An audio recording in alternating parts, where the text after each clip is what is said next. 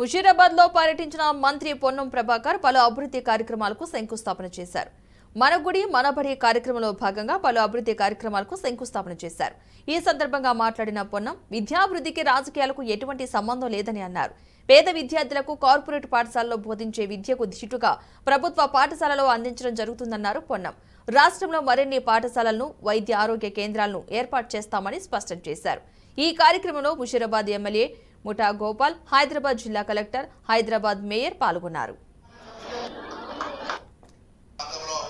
ప్రజలంతా ఆరోగ్యంగా ఉండాలనే ఆలోచనతో ఇక్కడ ఈ యొక్క కార్యక్రమానికి భవన నిర్మాణం సహకరించినటువంటి ఆ ఫౌండేషన్ సంబంధించినటువంటి డైరెక్టర్లకు, మిగతా ప్రజలందరూ కూడా వారి కుటుంబ సభ్యులు కావచ్చు, సంస్థకు సంబంధించిన ప్రతి ప్రతినిధి కూడా హృదయపూర్వకంగా ప్రభుత్వ పక్షాన ధన్యవాదాలు తెలియజేస్తాను. భవిష్యత్తులో ఇంకా హైదరాబాద్ ప్రజల ఆరోగ్యానికి సంబంధించి కావచ్చు, విద్యకు సంబంధించి కావచ్చు, లేదా ఇతర సంక్షేమానికి సంబంధించినటువంటి పేదలు చదువుకునే సంక్షేమ పాఠశాలకు సంబంధించవచ్చు. ప్రధానమైన రేపు సమాజ నిర్మాణానికి ఆరోగ్యంగా ఉండడం అవసరం.